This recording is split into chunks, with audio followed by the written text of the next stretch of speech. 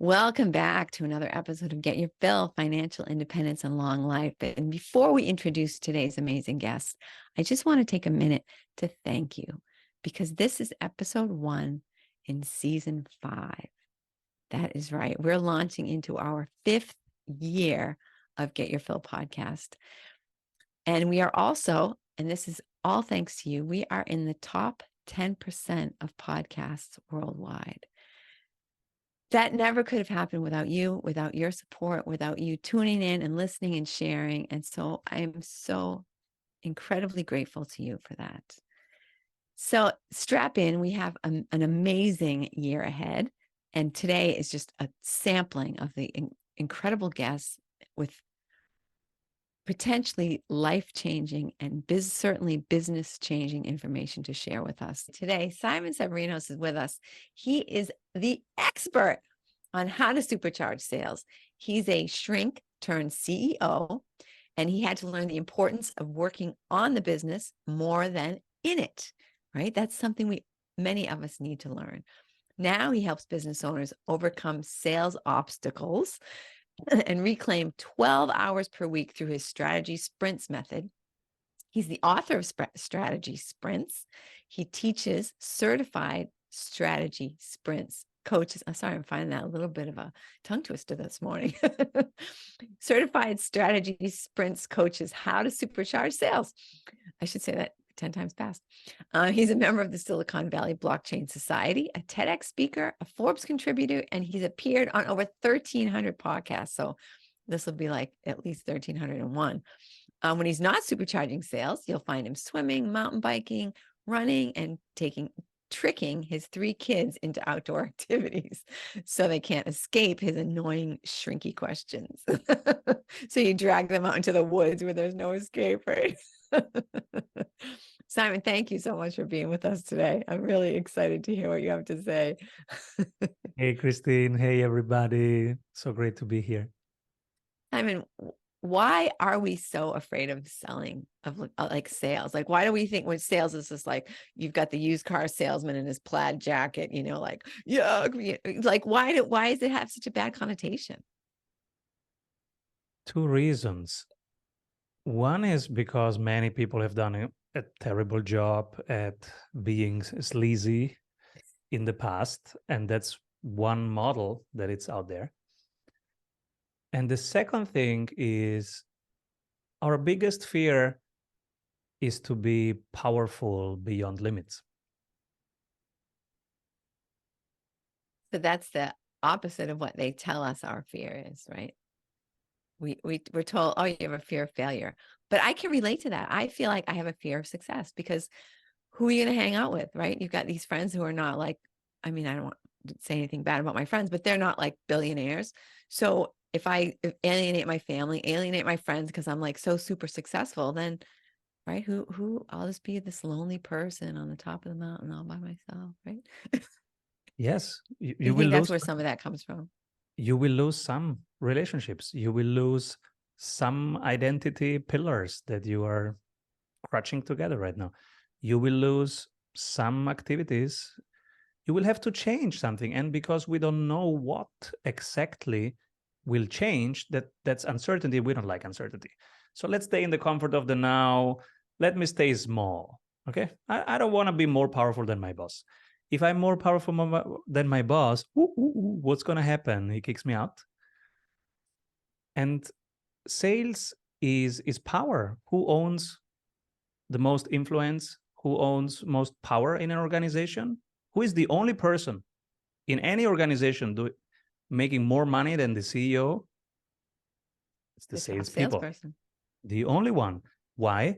Because they're vital. They're vital. And so it's such a key role. Without it, no organization can thrive. And that is a powerful role. And so why are we afraid of power? Because it changes stuff. And it's hard to stay safe and stay small when you have power. Wow. This is like a huge philosophical discussion that I didn't really know that we were going to go down, but let's keep going. It's fun. I'm enjoying it. Yeah, we all have a little voice inside of ourselves. that says, stay small, But stay if that powerless. were the only voice, then we'd be happy being small, right? This is how the education system is built. Look at any school, any public school on the planet. What are they hearing? Oh, you should write better. Like my kids are at school. And hey, how was school? Yeah, it was good, but I should write better. What do you mean write better? Yeah, when I do the L is like this. The L should be like this. I say, who cares about the L? And they go, they How much do. handwriting are you going to be doing in your life? Right? So you realize that the educational system, and it's a good school, but even the good schools, their model is the industrial age. Let's put everybody in a box, and that box makes sure that they get a job at General Motors. This is the old paradigm, and this is how the educational system is built. So 20 years later, when they are in charge of a company or of a department, what's still their fear? To grow out of that limitation, because they don't know the other world. So that's one obstacle, and it's inside ourselves. So how can we, because the answer to this is also going to be the answer to the question of how we can become better at sales, right? How can we break that barrier? How can we push through that block that's holding us down? How do you overcome a fear? By gradually exposing yourself in small steps. So the first one is call a stranger and say, hey, hello.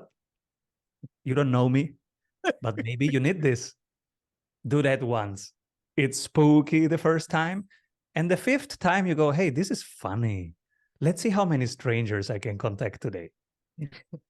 You do that for a couple of weeks. You are not afraid of sales anymore, and you might even like it. So the gradual exposure. Rejection is what we fear in sales. Hey, I will tell you something. I've built it. I've put much love into building it. And then you say me, no, I don't need it. I might take it personally. And so again, it takes some practice, 10 rejections a day, to realize, hey, it's not about me. They just don't need it right now, or they just don't see it working right now. So I have to improve my story, how I convey that. And sales is 90% communication, and communication is 90% miscommunication, misalignment. Think about daily situation where you talk with people, you go, they understood the opposite of what I said.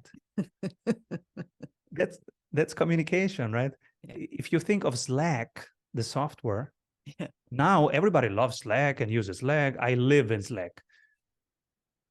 5 years ago, they were going broke.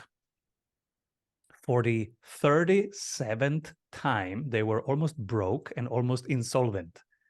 Great product, but nobody got it. What the hell do I do with this thing?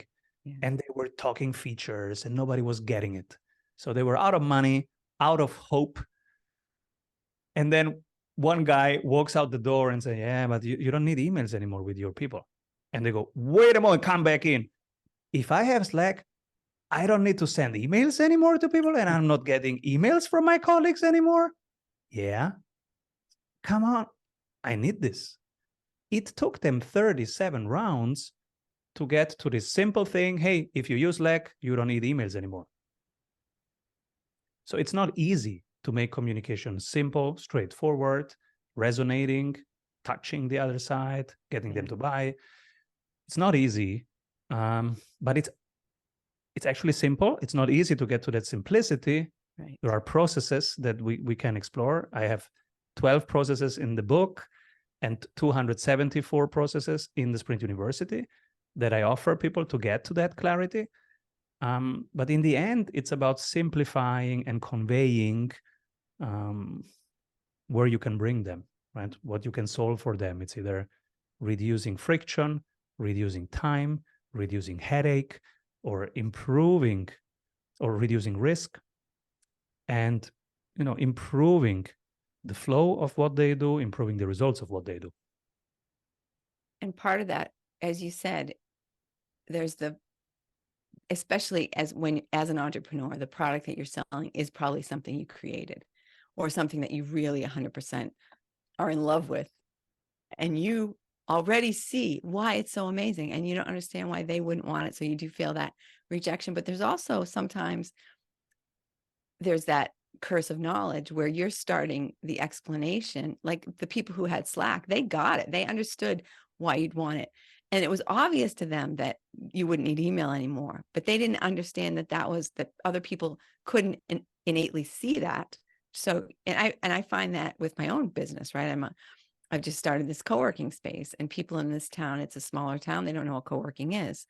And to me, it's like, right, I explain it to them and they're like, oh yeah, okay. But I know they're not like getting it, right? I know they really don't like see how in their life it could be such an amazing thing. So I'm probably starting my description in the wrong place when I need to back up 10 steps and say, okay, you're sitting at home and you've got these things you need to do.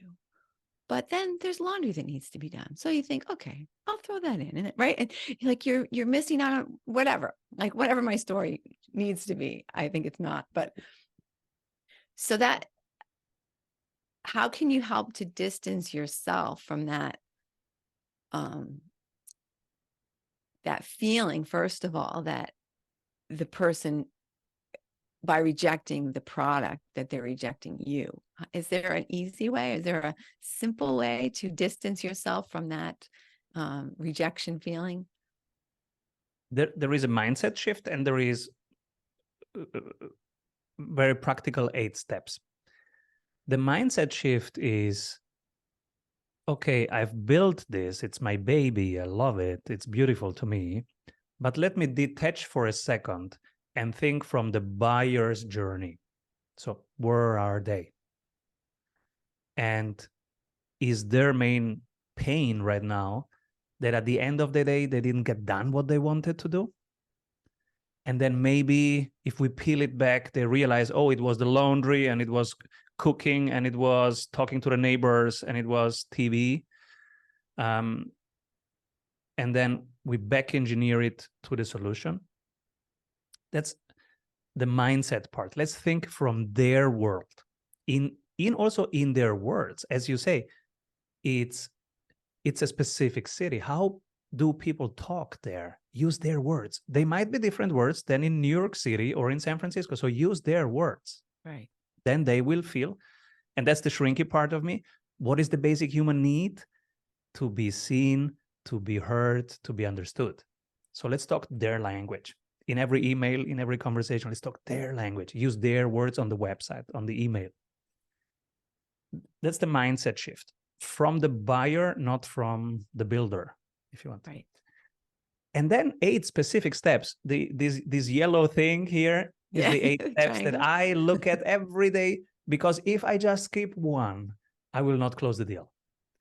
And I like closing the deal. I like the ching, so that I look at those steps every single day, and I'm practicing them now, I don't know, 700 times, and now it's working. But sometimes I forget, and so I look there and I get reminded. So step 1 is visualization. Why should I trust you? Yeah. Do you get me? You fancy person, you have built all this thing and you have this real estate, and so do you get me with my laundry? Do you really get me? Or are you looking down on me, right?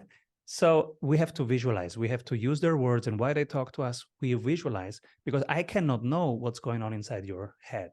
Right. But if you visualize it, you're externalizing. Now I see what's going on inside your head. I trust you. Let's continue. Yeah. Then it's their frustrations. Hey, what exactly frustrates you? It's dinner. Everybody say, hey, come over. It's ready. And I say, yeah, give me a minute, give me a minute, give me a minute. And I hate this, give me a minute. I would like to show up for dinner, showered, relaxed. I had 10 minutes to walk outside, because I don't want to bring this stress over to the dinner table. Right. That's my problem. But I don't have that commute anymore. I miss my commute. I want 10 minutes commute. Or something like that, a buffer between my craziness, my intensity of the day, and what I want to bring to my people at dinner table. I want to digest it before. So does your thing help with that? Then Yes. maybe, okay, then we are moving into the step 3. If it's a yes, then okay, what's it costing to you in terms of opportunity cost? What else could you do? What have you tried? Have you tried just going walking for a half an hour? What else have you tried? Have you tried a workout class and then going to dinner? So, and they will tell you, yeah, I tried it, but I have to go there. I don't have the time. I have to stop at 5 p.m. Who can stop at 5 p.m.? I cannot stop at 5 p.m. And so you get the next problem, time management. And so now you are connected. From there, you can move to stage 3. How important is this to you? Is it just a nice to have? Or is it like super critical because your marriage, your being a parent, your being a family depends on the quality of your dinner and the fact that you have dinner every night, because you might not have it if you are still so stressed. Right. You might skip the dinner altogether. How important is it? And then I go, oh, well, my family is the most important thing. That's why I do the business in the first place. So, okay, importance. We're moving to step 4. What is the cost of inaction? What if you just do nothing? Tell me. And then they tell you, well, I do nothing. Quality of marriage, quality of parenting, my workload.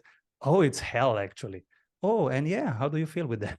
So, boom, now you are talking in the body, not here. I have this. Do you want this? We are here. Yeah. Oh, if I change nothing, I hate my life. I don't want more of this. Christina, how can I get out of this? And now you say, well, there are some possibilities. And you start talking about the possibilities. Now I ask, and then you move those, we call the deliverables in step 5, from the deliverables to step 6. What would you like to invest on a time basis and on a monetary basis? In your case, it's just a monetary invest, right? You pay per month, you get this. And then when do you want to start? And what's the risk? Like, which kind of exit options do you need? Monthly or yearly, or you don't care? How can you test it? How can you experience the atmosphere, the others? Let's go. Step 8, contract. Interesting. I love it, because I could completely follow the journey and completely see how if you skip these steps, you're not going to make the connection. You're not going to have the, right. It's not just as easy. Like, so I have a physical space. It's not just as easy as showing someone the space. No. And even when I'm selling a house, right? Because I'm also a real estate agent, when I even just selling the house, it's not just like, here it is. Do you like it? It's actually taking them on the journey to see, can you live here? Could you see? And in some cases, maybe I do that automatically, just innately, but by doing it intentionally, there's no chance of missing a step and screwing things up. Yeah. I always say selling is finance, but buying is romance. So it's complex. When you walk somebody through a building, that's romance. It might be the first, in real estate in generally, it might be they're buying their first house together. Yeah. Oh my God. Then you have to talk about that, the excitement, and how do they picture it? And it's really important, the smell of the place. I have rented some apartments because they did the work of just preparing, cleaning up, having the right smell or the absence of smell. Right. And I was happy to pay more just because that experience was good. I felt understood. I felt connected. The smell works, whatever the perfume is there and the area and the noise or absence of noise, that works on a body level. And we all decide with the body, with the emotions. Nobody decides with their head. Right. Look You at our have to talk economy. the head Right? into it later. Look at our economy. Nobody decides with their head. And we decide with our emotion, and then later we pick the data from our brain that we can use to say, oh, that's why I decided. Oh, yeah, because of that data. Sure. Yeah, right. Whatever. Yeah, exactly. Justify it to the neighbors and the friends and the parents. Yes. Absolutely. So then how, I guess, is this too big of a leap if we talk about how your system is going to save us actual time and give us more time in our day? Yeah. So there are 3 habits and up to 274 like mini processes. I call them mini processes. Like you just experienced the mini process, 8 steps to repeatable sales. You skip one step, you lose the deal. You use actually each step in the right order. It flows naturally through it. It's a natural progression of a natural conversation between 2 human beings. Yeah. And so there are all these mini processes, but the core is daily habit, weekly habit, monthly habit, and that saves you time. Because now, especially if you are a person who is a solopreneur, who has a laundry and a life, etc., there's so many moving parts. You have to really prioritize strongly daily. So the daily habit is, how did I allocate my time today? What will I delegate tomorrow to a software, to AI, to a freelancer? Every day I write down. I do this since 21 years. I still find things to delegate. I've delegated 85% of my business, but I'm still working on those 15%. Like last week, I've delegated the hiring. I thought, oh, nobody can take the hiring. Hiring is CEO job, right? Nobody can do it for me. And then I asked my team, I said, I hate all those interviews. And I am terrible at that. And it's hundreds of hours per month. Can somebody take this from me? And somebody said, yeah, I can do it. And I was like, oh, wow. I just needed to ask. Yeah. But the step before is that I actually realize the energy level. It's draining my energy. I don't like it. I'm not good at it. And then second, okay, I'm ready to hand it over. I don't see right now how. I don't have to see the how. It's on an energy level. I wrote it down and I say, okay, stop it. Yeah. Yeah. Some point later, days later, weeks later, months later, the universe will bring me a solution. I don't know it yet. The collective intelligence knows stuff and it brings you stuff. But first, you have to say, hey, I'm done with this. Yeah. Well, and you have to recognize that it's draining your energy. This is not something that's making me excited and fired up and better at my life and my job and bringing more great things, more great energy to my family. This is something that sucks me dry and I hate it. Exactly. It's funny you say hiring because my interns were just getting ready back to school. So I decided to hire some people, to kind of take their place. So I started looking at, so we put the thing on Indeed. I said to them, draft up a thing that says what you do. So we did that. And then I got all these resumes and stuff. And I started reading them. My eyes were crossing. I said, why don't you read the resumes and let me know, just let the people that are bad know. And then we'll narrow it down. And then, yeah, I ended up giving them a lot of that. I have a time saver for you. Chapter 12 and chapter 13 of the book, Strategy Sprints, are the actual checklist that I have built so that I can hand over all the interviews. And so chapter 12 is actually how you set that up. And 13 is how then you decide them and onboard them. So with that system, they can do it because you can say, basically, do this. Yeah. And that's the time saver. Daily habit.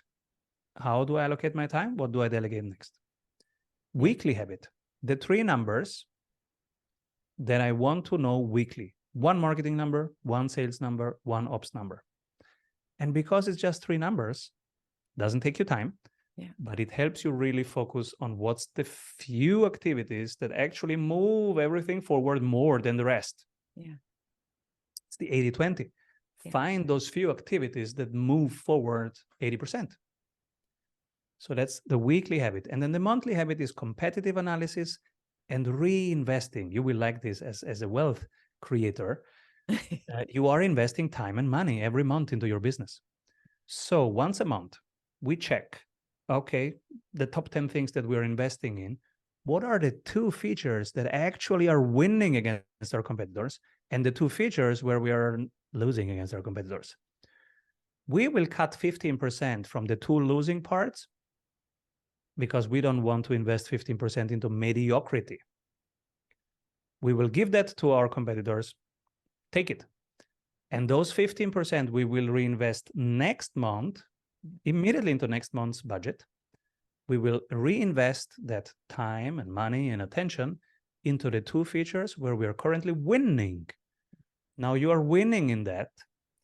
Let's say it's the price or the perfume or the location of your co-working space, and you improve that by 15%. You are already apart from the others because of that feature. Now improve slightly that feature, 15%. It's not even slightly, it's quite something. Yes. Now you have competitive advantage. And that's the holy grail of running a business, is having a little competitive advantage that you can defend, because every month you will put in 15% more. So that's a defendable competitive advantage. That's what you want to have. So these 3 habits, daily, weekly, monthly, that's what saves you time. Because now everything else you eliminate, you just let go. Yeah. But I can see how, not a but, maybe, and I can see how you would have to do, you'd have to know what you do all day. Yeah. Which some of us don't know. Like, where did the day go? I don't know what I did today. Nobody knows. How can I? You ask me, Simon, it? what did you eat yesterday? And I will Yeah. tell you, oh, just avocados and oranges and eggs. Then you say, okay, Simon, now please write down today what you're eating. And you will find cakes and cookies and chocolate everywhere, sugar everywhere. And I ate 20 bananas. So there's a difference in just estimating what you're doing with your time and actually tracking it. Yeah. So you do this for 3 days. You don't need to do more. Yeah. You know your reality. And then I realize, oh, well, I'm so productive. I don't have a TV. Oh, yeah. But you spent an hour on Instagram, an hour on Facebook, and an hour on Twitter. So great. Watch for a you 2-hour movie and you saved an hour right there. Exactly. So that's my example. I don't have a TV. I don't watch Netflix. And I think I'm so productive. Yeah. But I spend an hour on X every day. And so that's how I find it. And then I can have that discussion. Does it really move forward the business? Should I be really doing it? Should I hand it over? Yeah. Yeah, that's amazing. And that's, oh, okay. I like this. I like it. And it brings up a lot of other things, a lot of things that I'm thinking about, like you say, the 80-20 rule. If you just dump the 80 and focus on the 20, then all of a sudden, and then you can get 80-20 of those and 80-20 of those. And then you've just got the most excellent productive. You're putting all your energy, because it's 80-20 the other way when it comes to like clients, for example, that 80% of clients are giving you, or I should say, the 80%, the 20% that are giving you 80% of the business, but it's the 80% of the clients that are giving you 100% of the hassle, right? That 20%, normally they're just easy. They're easy to work with, and they're giving you all the money. You're not giving them any love and attention, because you're giving it all to these people that are giving you $5 a year, and you're like, well, they're so high maintenance. Great. Fire them. Right. This is a great insight. And we actually ask in our sprint program, which is 12 weeks, we ask them every week, which clients should you fire this week? And they're upset. I don't fire clients. Are you kidding? And I go, well, think about it. Who is making you the most problems? And it's exactly as you say. And then after a couple of weeks, we get their permission to say, hey, what about raising the prices? And they go, oh my God, raising the prices. You kidding me? And then we say, wait a moment, raising the prices will bring you exactly your dream clients. Your dream clients will have so much less friction and stress on your team. You have time to improve the operations, to improve the marketing systems, the sales systems. And then bit by bit, that's exactly the journey that you have already unlocked. This is how you start increasing prices. And if you increase your prices by 25%, the frequency of the sales by 25%, and the retention rate by 25%, you have doubled revenue. That compounds to plus 99% revenue.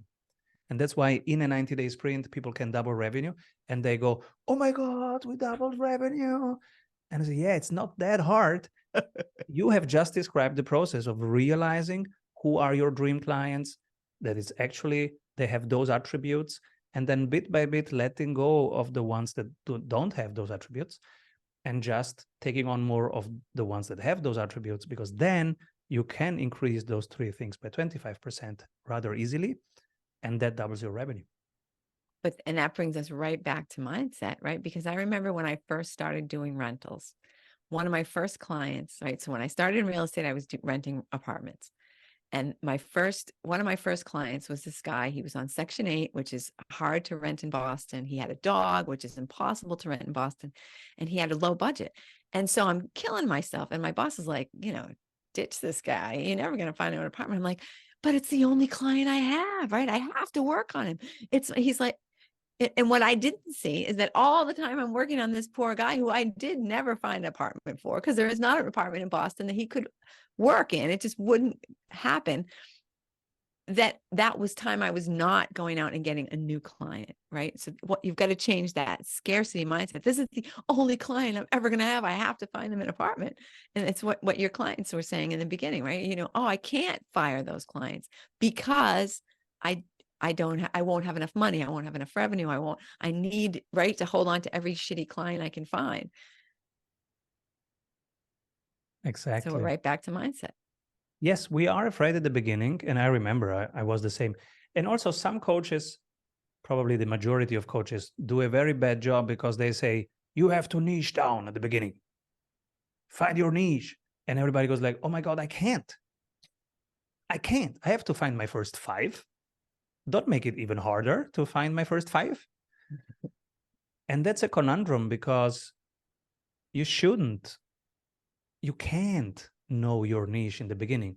Yeah. Just begin, take whoever you get, start. And week by week, you will gain clarity about those criteria. What makes them your ideal client? Right. It took me, 6-7 years in business to get this clarity. So I don't think you can start with your ideal client profile. I don't think so. You can make one up, but it's an assumption. And that assumption needs to be validated over the next weeks. So what I see happening more is that after a couple years in business, you realize by elimination, oh, those guys suck. And then you go, what makes it suck? Oh, I need these 5 things and they don't have 3 of those. Okay, you write down those 5 things and you realize, oh, maybe I should clarify that at the beginning. Now you have niched down, but you don't know that in advance. Right. Right. Sometimes the niche finds you in the beginning, but sometimes you're right. It takes a while for that to all kind of percolate to the surface. And you're like, oh, now I see what the criteria is. Oh, I get it. Okay, super. Right. Yeah. And do you think, so I don't want to put words in your mouth, of course. I want to ask you the question. What allows a business owner to get to that point where they're happy to let go of the people who aren't their ideal client? It's a process of clarifying your 5 criteria. Because as soon as you are pissed enough by, let's say, 2, 3, 4, 5 clients, and you see it's a pattern, oh, every time this criteria is missing, I am unhappy. It's tough to work with them. It's a struggle. Now you have clarity inside of your body. It's super clear. And so that becomes one building block. And then the next time you are frustrated about one thing, next building block. When you have your 5 building blocks, I always say it's segment 5 levels deep. So who are you here to serve? Level 1, level 2, level 3, so 5 things. You tell me 5 things. I'm here to serve entrepreneurs who are making revenue 35K. They run a digital agency. They are in a city and they have 2 kids. Now you have a 5-level segmentation. So when you have those 5 things clear, then it will be easy and then you will stick to it. But before you have that clarity and some coach or some book tells you should niche down, no, I don't feel it. But when I have those 5 elements, clarity about those 5 things, I will automatically just pick those. But that brings us, so Simon, it's simple for you because you're keeping track of what those qualities are, right? a lot of people are just like running around. They couldn't even tell you, what do your clients have in common? What do your best clients have in common? Until someone asks the question and thinks that way, they may not even recognize that there's any similarity between those clients until you start to really, right? So it's asking the right question is the answer, right? Ask the right questions. What do my ideal clients have in common? And then start to, or like you say, what's missing? What is that it turns out that the people don't have X, like if they're only making $32,000, then they're not going to make it. They have to be making at least 35,000. And that's something that's a differentiating factor. When someone comes in, they're making 28,000, I can tell them, come see me in $7,000. Right? Yes. Is that it's asking questions. Yeah. That's why both our 90 days one-on-one program is you get asked questions for 12 weeks, exactly those questions. And also our group coaching, which is every Monday, it's the same thing. I ask questions there. These kind of questions. What makes your ideal client? What pissed you off last week? What are you trying to close this week? What's your plan? And can we poke holes in it? Can we help you refine that plan? Those are the questions that are helpful. Yes. And when we are in struggle, I always say an entrepreneur is like Iron Man. They're always immersed in action. They don't have time to reflect. People are shooting at you and you have to fly somewhere through a brick wall. You don't have time to meditate about the wall or feel the wall. You have to go through it and do stuff on the other side. That's why they don't have time to watch an online course or whatever. So we want to be Jarvis to Ironman. We are wherever they are. The only thing that everybody has always with them is their phone. So we are on their phone. Google tried it with the glasses, didn't quite work. The phone did work. Everybody has a phone. So they have their sprint coach on the phone and they say, tag, hey, sprint coach, in 3 hours, I want to close that deal. This is my plan. I'm not sure about this. And how should I solve for that? And then 10 minutes later, 20 minutes later, sprint coach goes, all right, here's my feedback, implement this. They do that. And this is a small iteration, which is in the flow of their life. They don't have to interrupt, read a book about presentation, build a presentation. Nobody has time for that. Right. So that's my plan. Give me feedback. What am I missing? What can I improve? In 30 minutes, I have to rock. Yeah. That's the life of an entrepreneur. Because in 4 hours, I want to go to dinner.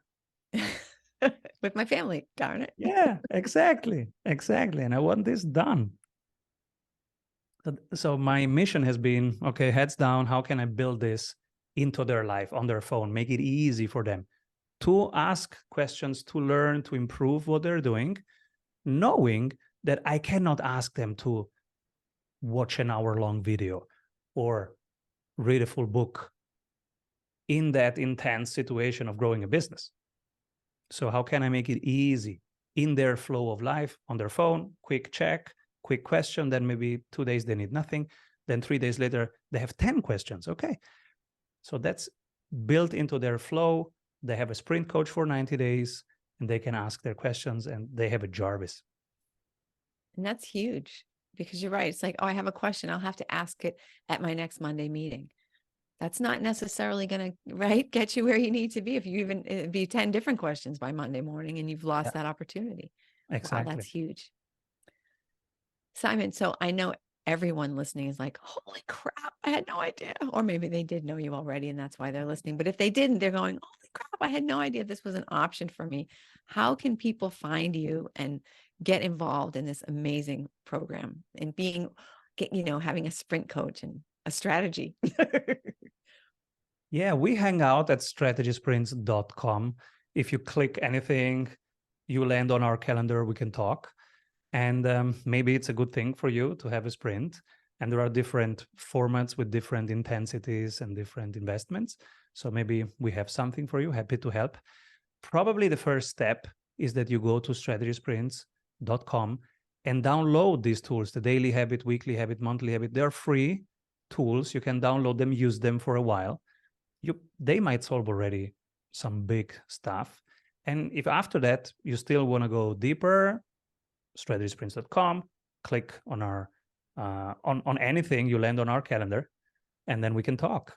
Also, if you like to read books and if you have time to read books, this is a good one. Strategy Sprints, available wherever you buy books. Excellent. Thank you so much, Simon. I've loved talking with you. I feel like I just learned $100,000 worth of data here, really like the good stuff that I can take back and implement. Because I'm thinking, who's my ideal client? What do I do all day? I don't know. Good questions. I know I get to talk to a lot of cool people, but other than that, the day's a blur. But yeah, figuring out what are the activities that are actually bringing me value and then keep doing those things. Yeah. Wow, what a revolutionary idea. It's simple, but it's not easy. Exactly. Excellent. So thank you so much, Simon, for being with us today. And thank you, listener, for listening. I know that you're like reeling from all the cool, exciting, and just incredibly valuable information that Simon has just shared. So please be a friend and share this episode with a friend who you know is in need of it. And of course, implement it yourself. And strategysprints.com.